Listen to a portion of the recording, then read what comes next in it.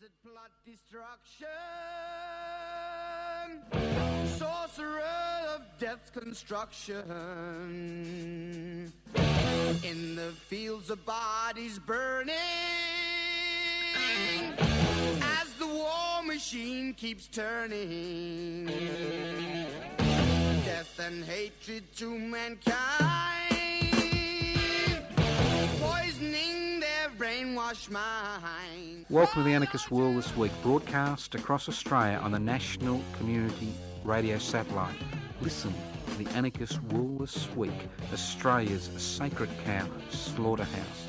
Listen to analysis of local, national, international events. Listen to analysis you'll never hear anywhere else.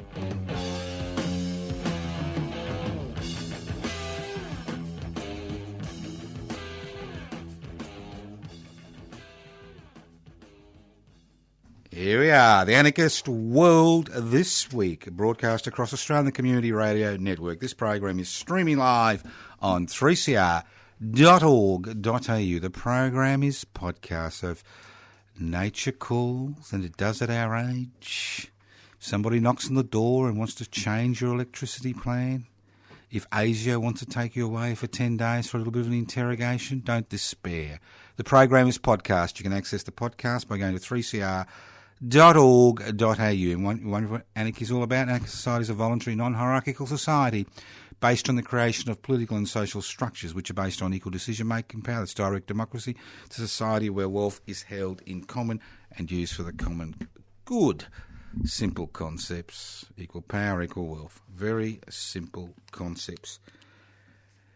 Now, as everybody else gets ready for the festive season, we get ready for the active season. Not that every day isn't festive if you're alive, unless you're religious, and then maybe you'll be alive for a long, long time. Unlike us atheists who are really on a hiding to none. If we're right, death is the end of life, and if we're wrong, we're in for a tough time for all eternity. Well, that's what they tell us in all the good books, irrespective of what the good books are.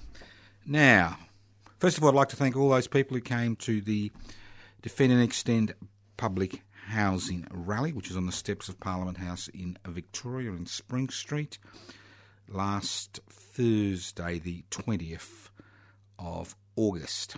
Now, this is an ongoing campaign. This is both a proactive and a reactive campaign.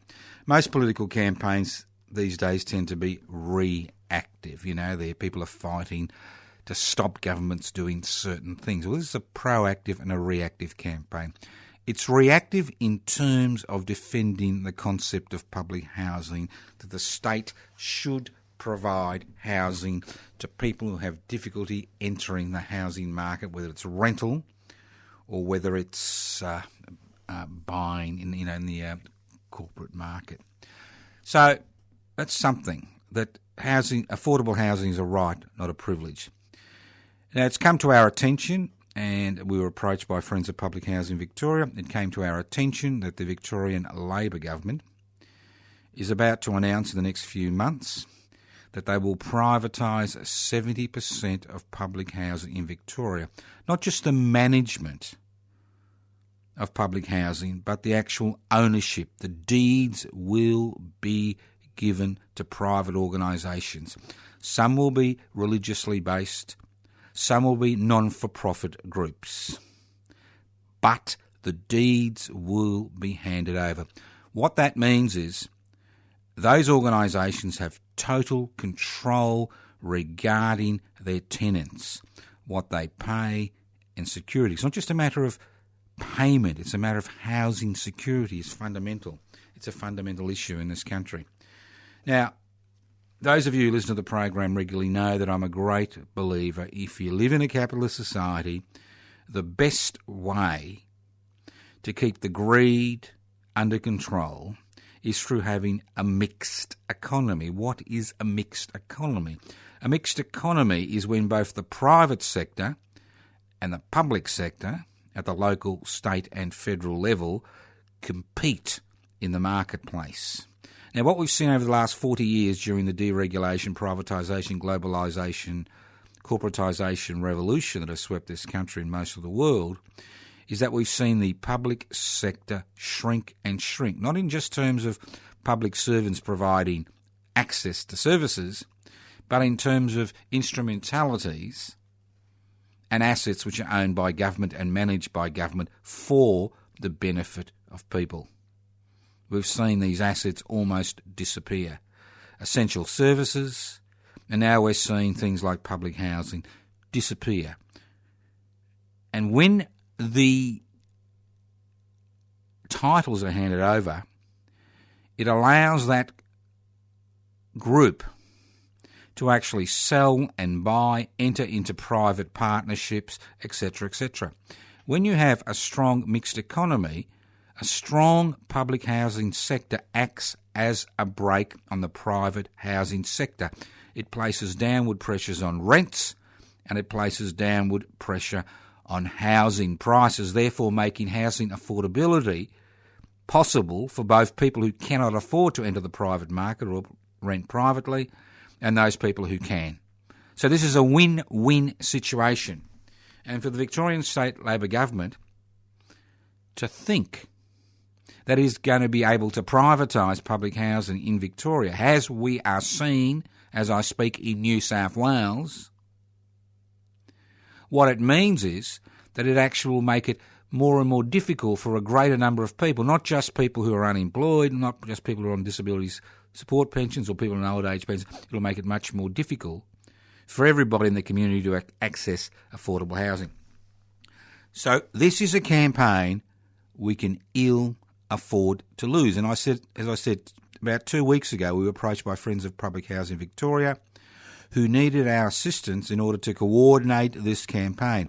And Public Interest Before Corporate Interest, of which I am the national convener, agreed to coordinate this campaign and get as many people as possible involved in an ongoing campaign, not just a big rally, but an ongoing campaign to put pressure on the ALP to reverse its cabinet decision. And it's very easy for them to reverse the decision because they have not publicly announced their housing policy, although they have now been in government for 2 years. It's all very well to talk about railway crossings and public transport, but why is public transport and railway crossings removal as an important, if not a more important priority than providing housing to increasing numbers of people who are having difficulty accessing housing? So, if you're interested in this campaign, go to the Facebook page, Defend and Extend Public Housing Australia. If you haven't got a Facebook page, write to us at Post Office Box 20, Parkville 3052. Or you can always give me a ring at some stage on 0439 395 489. The next rally will be on a parliamentary sitting day, which is Thursday the 10th of November. It will go from 11:30 to 1:30. We'll have a number of speakers, including state parliamentarians we have been negotiating with, who support the concept of public housing. This is a winnable campaign. If this campaign is lost, we will see state governments across the country, Pontius Pilate-like, as they are in New South Wales currently, wash their hands of the responsibility of providing housing for people who can't enter the private rental market and the private purchase market. So this is the issue. It is an essential issue. We do not want to just see, this is not just a defensive program or a reactive program, it's also a proactive campaign. We want to see the extension of public housing, not just for people who find themselves in emergency situations, but for all Australians, not just in Victoria where the campaign has started, but for all Australians. So if you're interested in the concept that affordable housing is a right, not a privilege, I implore you to join this campaign. It is winnable. The Australian Labor Party needs to understand that the Greens Victoria branch has endorsed policies of not privatising public housing. Not extending public housing at this stage, but not privatising public housing. And if they want to lose the next election, all they've got to do is go down this path, because we intend to hold rallies every month until Mr Foley, the minister, changes his tune and publicly states that the Andrews-led Victorian Labor government has no intention of privatising public housing in Victoria, and that they will extend public housing. This is a critical battle. You listen to the Anarchist World This Week, broadcast across Australia on the Community Radio Network. So if you're in Melbourne, put the 10th of November down in your calendar. Now, a lot of people say to me, look, Joe, it's always the same. You're always talking about issues that are the same. And I said, well, things don't change. For example, we see the standard of political representation in this country. People continue to vote in, people who really, representatives in political parties, which really have very little to offer the nation. Well, in my opinion, they have little to offer, and if you see what's happening, you realise they have little to offer because nothing ever seems to change. The whole political debate seems to revolve around peripheral issues, very peripheral issues. And we're seeing this current federal government fall apart. Not just because of its one-seat majority, but because Turnbull, the Prime Minister of Australia, is fighting a losing battle. Not a losing battle against the Alternative Liberal Party masquerading as the Australian Labor Party, which wants to privatise public housing in Victoria, but in terms of his own parliamentary colleagues, who are waiting in the wings to stab him Caesar-like, et tu Brutus. They're waiting. And if you want an example of what's happening, just look at the policies. Just look at the policies which are being promoted and pushed by the Liberal Party in 2016. Policies to make the lives of people on New Start allowance / unemployment benefits more miserable than it is. Policies that will have a great impact on new working mothers. Policies that are aimed at stopping people from applying and receiving disability support pensions. Policies which support the privatisation of old age, forcing elderly people to rely on the vagaries of the stock market and the investment market in order to fund their old age through all these dubious superannuation schemes that we hear about constantly. So these are the policies which they are pursuing.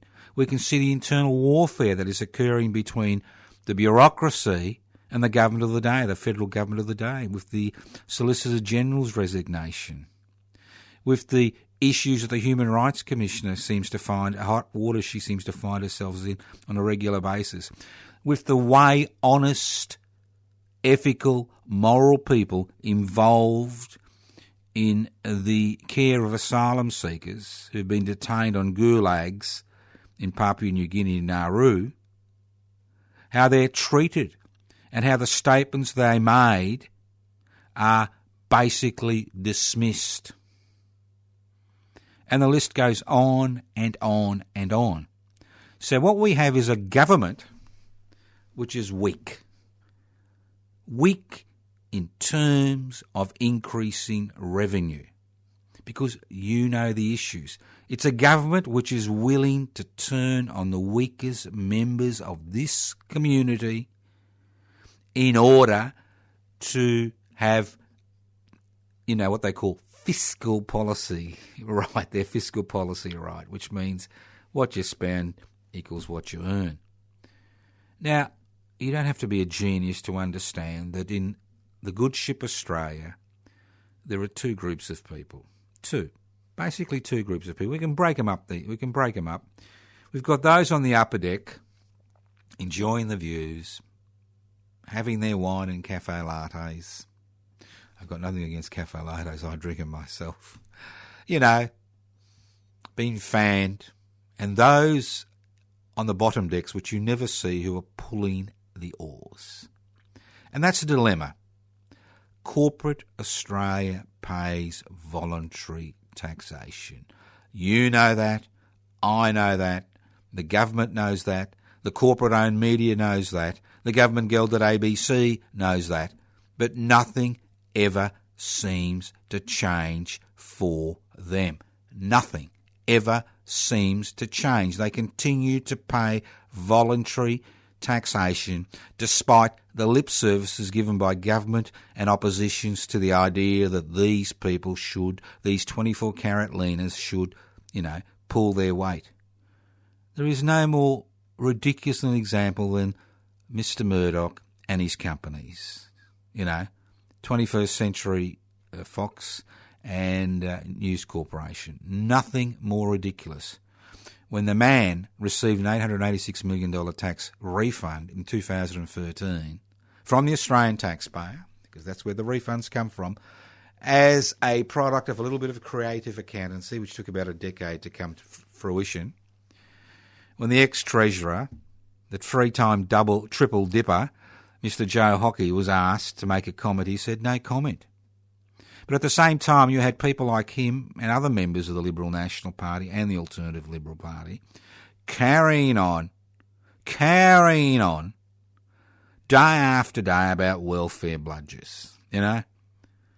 Two derogatory terms put together, welfare bludgers, carrying on extensively, and their mates in the corporate-owned media, and to a lesser extent in the government-gelded ABC, which has been beaten over the head for so often that it's lost its ability to actually invite a plethora of opinion because they're too frightened of what's going to happen to them. It's just an extraordinary situation. So no wonder it's repetitive, because nothing ever seems to change. We just chug along, chug along, chug along, chug along, chug along, chug along. But the issue is that things are changing. They are changing in the community. People are beginning to feel increasing pressure, and they don't really know which way to turn. The fact that One Nation has 4 senators in the Senate is an indication of what's happening in the community. What's happening in 2016 is no different to what was happening in the 1920s in Italy and Germany and Spain. No different whatsoever. Where we saw the growth of a nationalist movement, that receives its support from people who think the other. That's right. The other is the major problem. The person of a different religious faith. The person who dresses differently. The person who speaks a different language. The person of a different culture. It's always them. And if we can get rid of them, everything would be hunky-dory.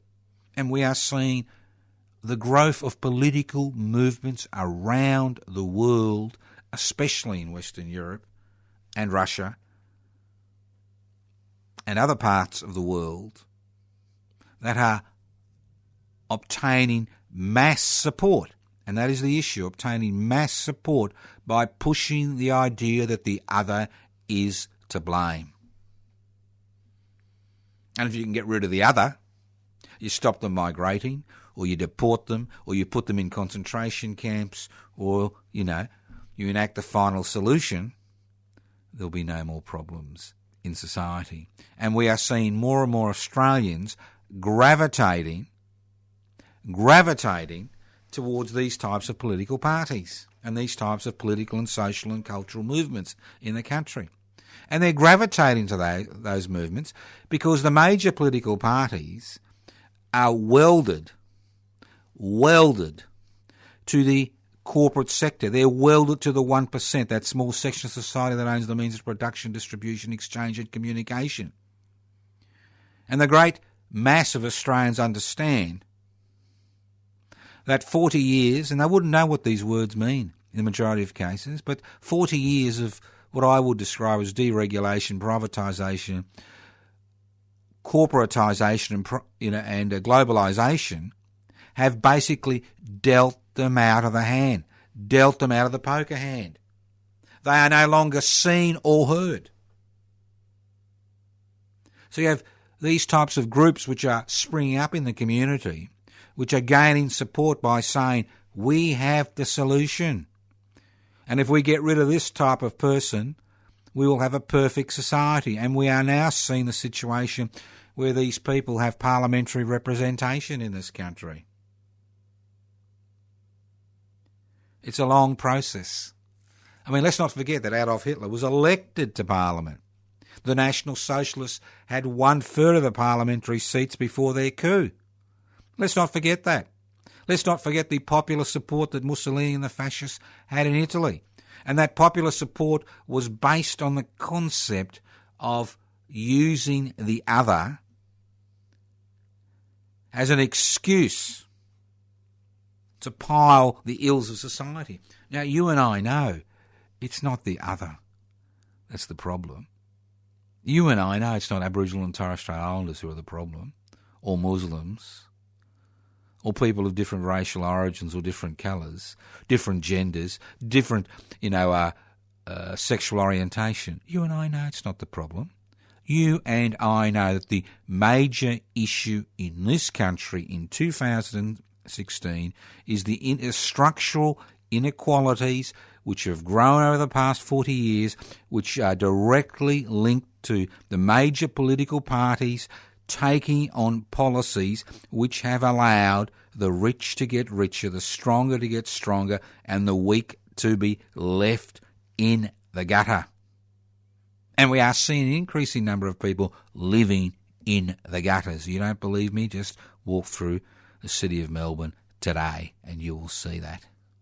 And it's not just those metaphorically living in the gutter, those living in the gutter, there's all those who are metaphorically living in the gutter, who are spending every cent they have in order to try to meet their basic human needs. Now, I can wax lyrical till eternity, till the second coming, till the end of the earth. For 4 billion years I can wax lyrical until the sun devours earth. But that's not the issue. The issue is, what can people do about it? What can you do about it? I mean, I could sit here and talk for God only knows, and who cares, really? Nobody really cares at the end of the day. What people care about is action. That's what they care about.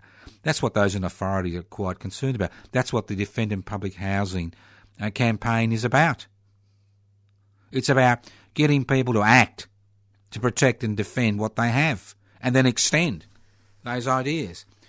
Now, 18 months ago, we formed a new political party. And they said, oh, no, not a new political party. Not just a political party, but a political movement.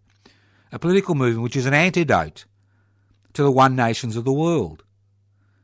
Because it's all very well to say, well, this is the issue, but you need some type of political structure and vehicle via which people can become involved in a new movement, which we are seeing in parts of southern Europe, in a new movement which actually puts the blame directly on that small section of society that owns the means of production, distribution, exchange and communication, that 1%, and their 15%, the 15% of their brothers and sisters in the investment class, which are there courtesy of legislation, which allows people that have wealth to create more wealth and people who have nothing to continue to have nothing. And public interest before corporate interest was formed for that one reason, to act as an antidote to the fascism, to the racism that is becoming a more significant part of our political culture in Australia today. An antidote. And if you go back to the last federal election 6 months ago and you look at all the political parties on that ballot paper, you will find that 90% are political parties which have raised their banner oppressing the other.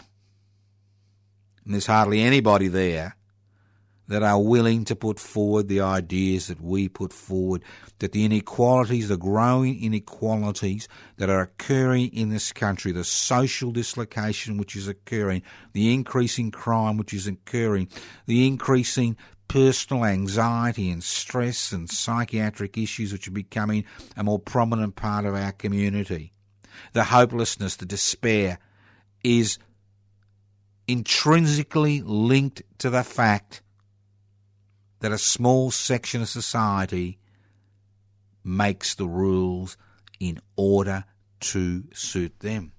Sounds all very conspiratorial, doesn't it? Almost paranoid. Well, it's not the Roman Catholic Church, and it's not the Freemasons. It's basically, and all you've got to do is look at it, the corporate world. Corporations, whether privately owned or publicly listed on stock exchanges, have one function, and one function only. They are not there to look after the interests of the nation as a whole. They are not there to look after the interests of their workers. They are there to create ever-increasing profits for their major shareholders, irrespective of the human costs, irrespective of the social costs, irrespective of the environmental costs, irrespective of the national costs. That's why they are there. We have allowed them to become so large, so influential. They don't need to tap anybody on the shoulders. Political parties know, governments know that if they attempt to pass legislation which somehow interrupts their flow of cash into their pockets, they've got a real problem.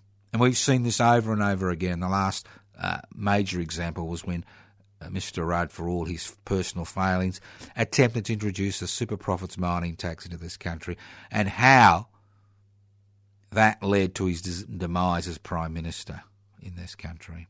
Think about it. Think about it, who's calling the shots. So the ball's in your court. I mean, I could wax lyrical, as I said, for ages, but it's really not going to change anything. What will change things is when people like you start to becoming involved. If you can't do it physically because you're too busy, you're too old, you're too young, you're too sick, you can join public interest before corporate interest. All it is, filling out a bloody form, sending it back. You can download it from the internet, Pibci, PIBCI.net. You're not computer literate, doesn't matter. Ring me on 0439 395 489. Leave a contact address. We'll send you out the application form, or write to us at Post Office Box 20, Parkville 3052, and we'll just send you as many application forms as you like.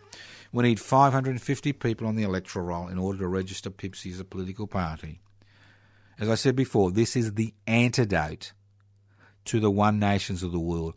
This is the antidote to all those splintered political movements and social movements and political parties which, somehow think by pointing the finger at the other, by fingering the other, by pushing them over, that somehow things will improve for them. They won't. And nothing is going to improve for the majority of Australians, the 85% of Australians who are not part of the investment class, pay-as-you-earn taxpayers, the 33% on social security benefits, until governments begin to understand there is a palpable anger in that community.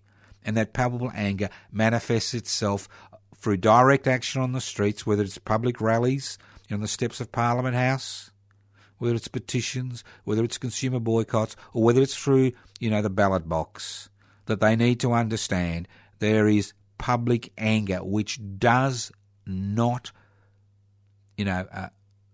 point the finger at the other, but a generalised public anger that says governments theoretically are in power to look after the interests of the population. Now, you may find this a novel idea, because, see, governments have never been in power to look after the interests of the population. The state was created as an apparatus to look after the interests of those that ruled.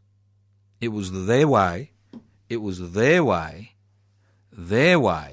of actually maintaining control. That's how it worked. That's how it worked, and that's how it continues to work. That's what the role of the state was. That was its central role, to maintain control. Day in and day out, that was its central role, to maintain control. Now, you may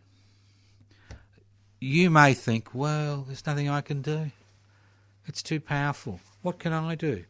What can I do? I can't do anything about this. But you can, and that's the issue. When people started the struggle against slavery, ages and ages ago, hundreds of years ago, they were going to destroy civilization as we know it. Did they destroy civilization as we know it? No. When working people were actually asking for representative government, we were told that they would destroy civilization as we know it. Did it destroy civilization as we know it? No. It actually improved the lives of most people. So we need to start again, not just in terms of reacting to government's attempts to remove what has been won through centuries of struggles, but more importantly, to be involved in political and social movements which, that's the issue. That is the issue. And we need to keep our eye on the ball. We need to keep our eye on the ball. We need to be involved. And involvement takes many levels. You can financially contribute. You can send us $1 stamps, because we do still send out letters to Post Office Box 20 Parkville 3052. You can join public interests before corporate interests. You don't want to join? You can join the rallies and the activities which we create, organise, in order to bring people together to look at significant events in the history of this country, and more importantly, use the lessons of the past to understand what's happening today, and more importantly, change the future. Because ultimately, your destiny doesn't lie in the hands of parliamentarians, or in the hands of corporate boards, or in the hands of your religious leaders. Your destiny and the destiny of your children and their children lies in your hands. And if there is one lesson we have learnt from history, it's that when people come together on significant issues, that change occurs, and that change can last for centuries. I'll give you an example. This Friday, you may think this is a little bit esoteric, but this Friday, that's the 28th of October, will be the 100th anniversary of the significant fact that Australians at the height of World War I refused to endorse conscription. That's right.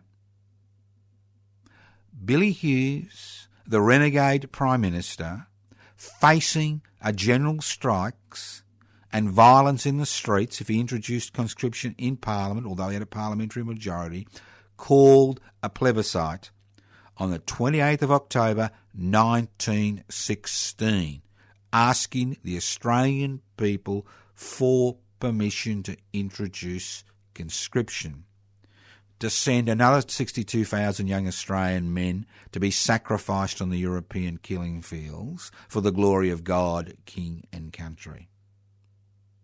Now, those of you who've been involved in the centenary celebrations, of the beginning of World War I and Anzac Day, will be surprised to learn that at the height of the war in 1916, that Australians refused to give the government permission to sacrifice young men on the European killing fields for the glory of God, King and country.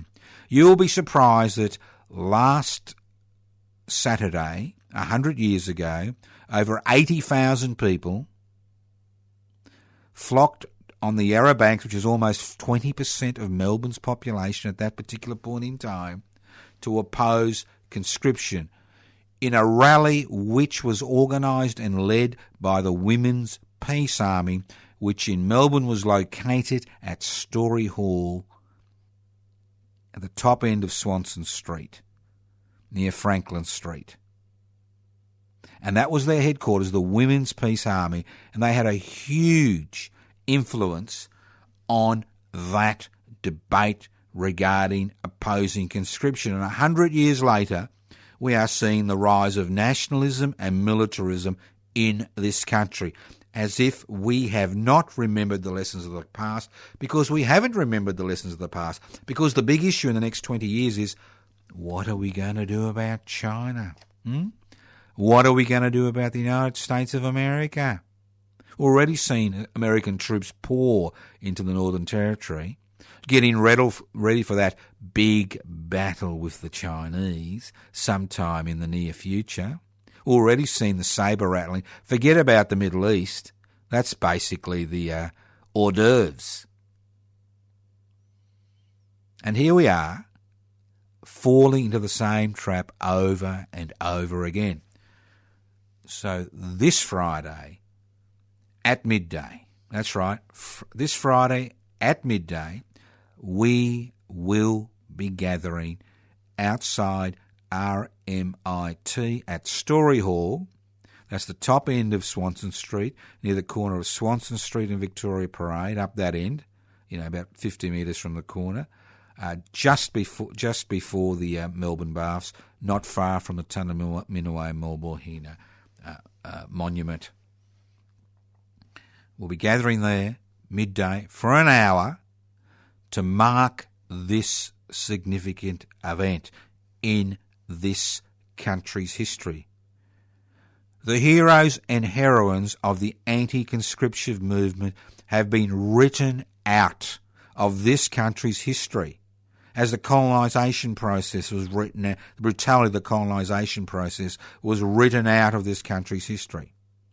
Let's not forget that 62,000 young Australians were sacrificed on the European killing fields, and another 60,000, that's right, another 60,000 died of their wounds within a decade of returning home, fighting in a dirty little trade war for the glory of God, King and country. Not democracy, not liberty, or even the defence of the motherland, Australia.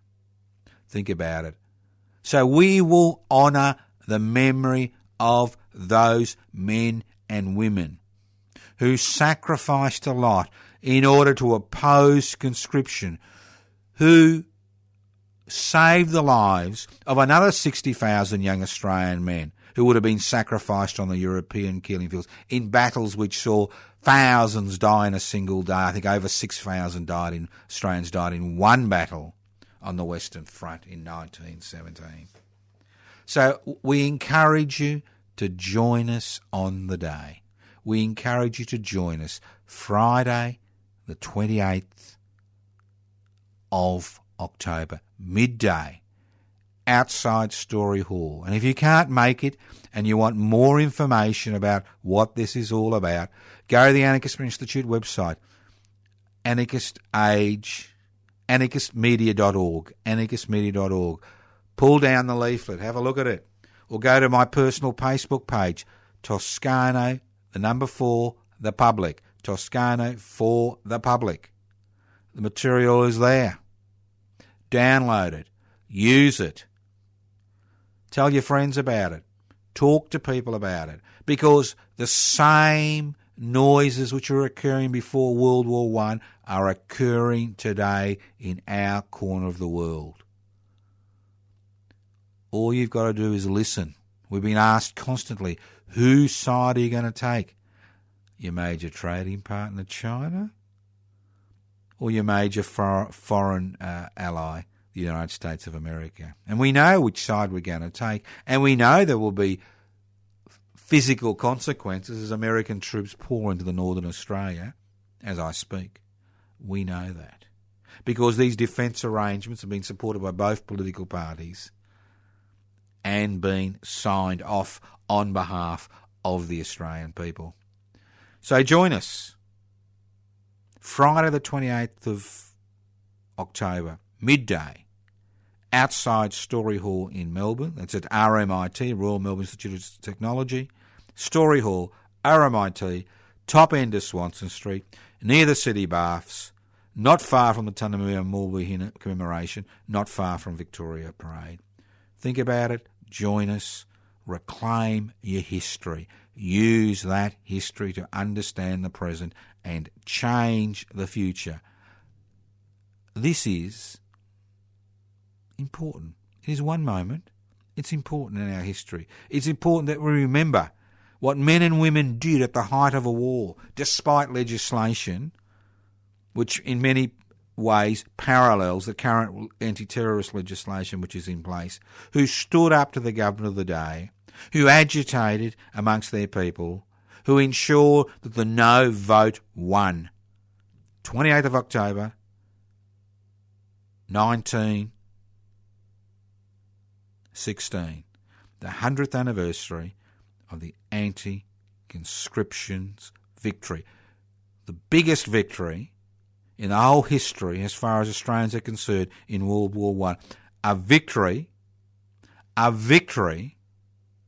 which led to which stopped another 60,000 young Australian men and women being sacrificed on the European killing fields. Because World War I, whichever way you look at it, was nothing more than workers at either end of a bayonet killing each other for the glory of God, King and country. Nothing more, nothing less. 20 million people killed for nothing. Families dislocated, wounded sent home to die in the most miserable way, and those who didn't die were given parcels of land in the soldier settlements, and 99% of these soldier settlements failed because of the parcels of land these volunteers were given as a reward were not worth a pinch of shit, and you couldn't actually grow anything on them. And some of them eked out a living for a decade or two before they were forced to, move off that land. So let's not forget, war creates profits for those segments of society which currently profit from your misery and the misery of your children. And misery comes in many forms, not just in terms of conscription and forcing people to fight wars, as the anti-conscription movement, resisted, in 1916 and 1917, because it wasn't enough that they lost the first anti-conscription referendum on the 20th of December 1917. They had another one, which they lost again. Another plebiscite, which they lost. And the only reason a plebiscite was held is a little bit like now where they're trying to hold a plebiscite for marriage equality. The only reason it was held is because there was huge community agitation and concern. Men and women went to jail during this campaign, some for months, some for years. This was not just a plebiscite. This was a direct action campaign which went through the length and breadth of this country in 1916 at the height of the World War I, when the body count was increasing on a daily basis. And more Australians were saying to themselves, why should I volunteer to fight a dirty little trade war for the glory of God, King and country, being fought by workers at either end of a bayonet? This has got nothing to do with me or my family or my future. So join us Friday the 28th of October, midday, RMIT, Story Hall, outside Story Hall, RMIT in Melbourne, top end of the main street, Swanston Street, not far from the City Baths, not far from the Tunnermere Mulberry Monument, not far from Victoria Parade. You don't have to ring anybody. Join us. Mark this occasion. We'll be there for about an hour.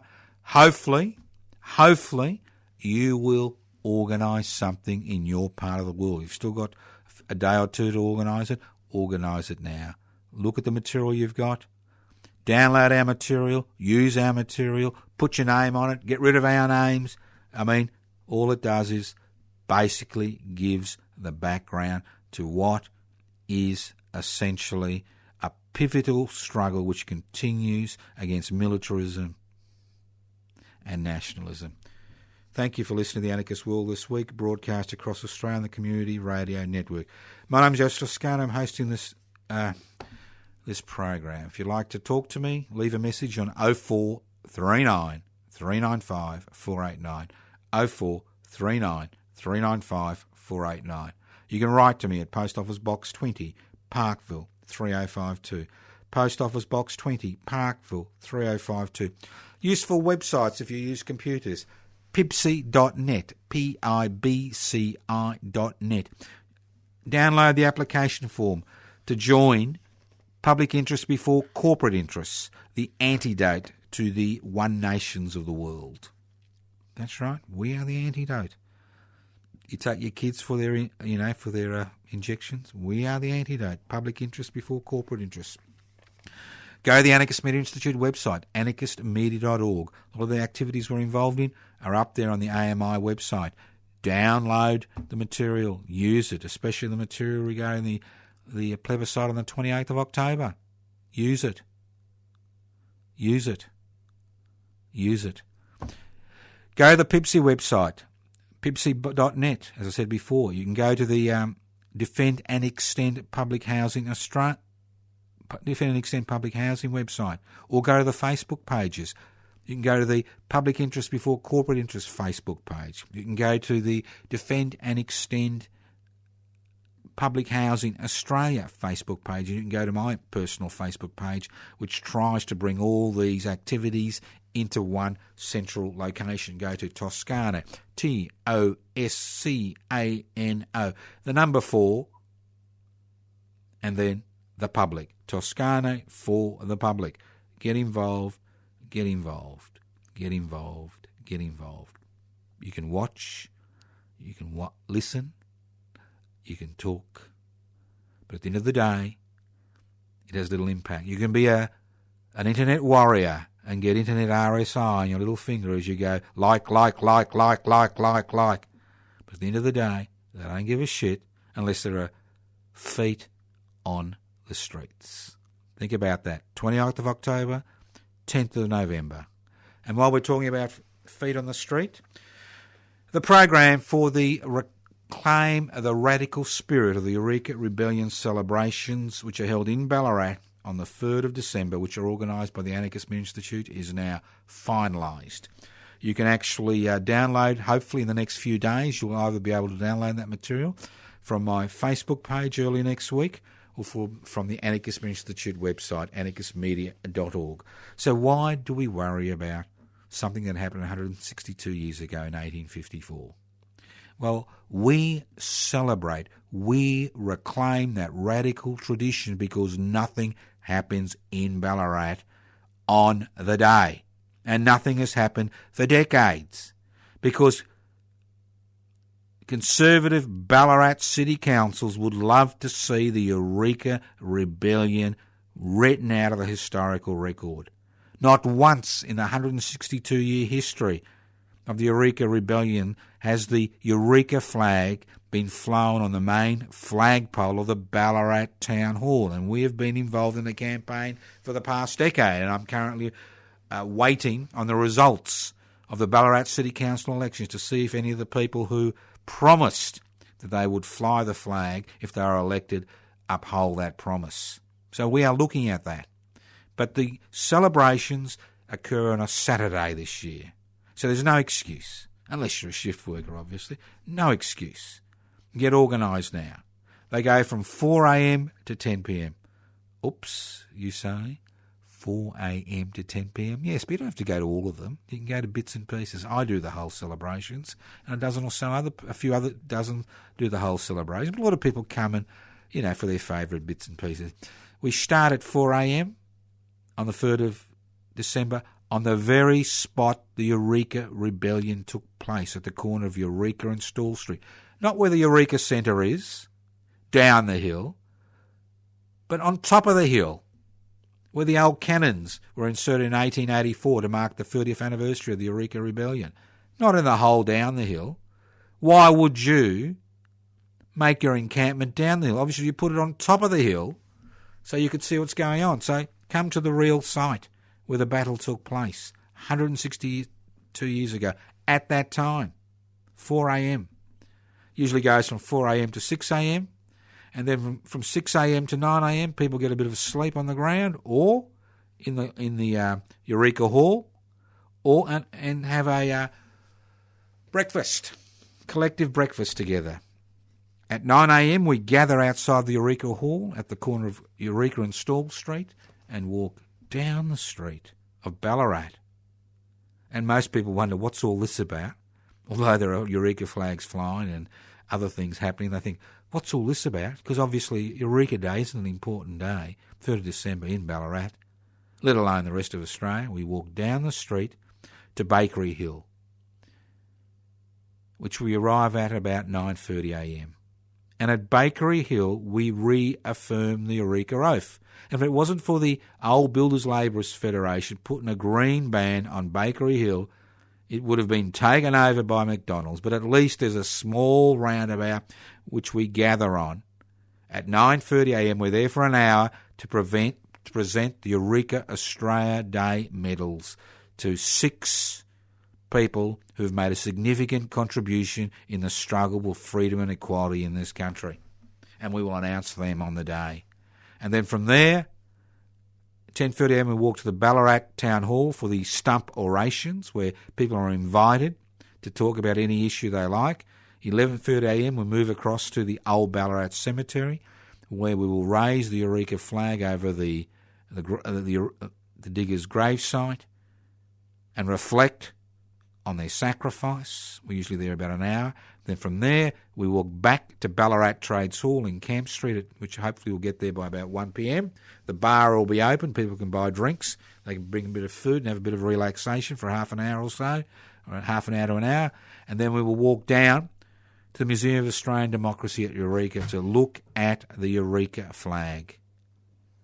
And after that, back to Eureka Park for a very, very late afternoon tea and a few drinks. And then at 7 p.m, we have the annual Eureka Dinner, which this year has been organised, which will be held at the Ballarat Indian Restaurant. You like that? And remember, Eureka was a multicultural event. People from all races, all creeds, all religions, all nations joined together in the fight for equality. And their ideas are encapsulated in the Eureka Oath. We swear by the Southern Cross to stand truly by each other and fight to defend our rights and liberties. So join us on the 3rd of December for the dinner, 7 p.m. to 10 p.m, Indian smorgasbord, $20 adults, buy your own drinks, book now, give me a ring, 0439 395 489. Write to us, Post Office Box 20, Parkville 3052. Put it on the Facebook page, Toscano for the public, and there'll be more and more material on all these events in all those sites over the next week. So thank you for listening to the Anarchist World this week, broadcast across Australia on the Community Radio Network. The key to the program is we can speak eloquently, we can be rude, we can be nasty, but nobody cares. They only care when there are feet on the ground. You can be an internet warrior and get internet RSI on your forefinger as you press that like button. But if you want change, you need to be on the streets. And a few things happening in the city of Melbourne and hopefully in your part of the world in the next few days. 28th of October, RMIT Story Hall, midday, to mark the 100th anniversary of the anti-conscription referendum. So join us this Friday, midday, Story Hall, outside RMIT, not far, upper end of Swanston Street, not far from Victoria Parade, not far from the City Baths. Join us, we'll be there from 12 till 1. We encourage you to join us to mark this important event.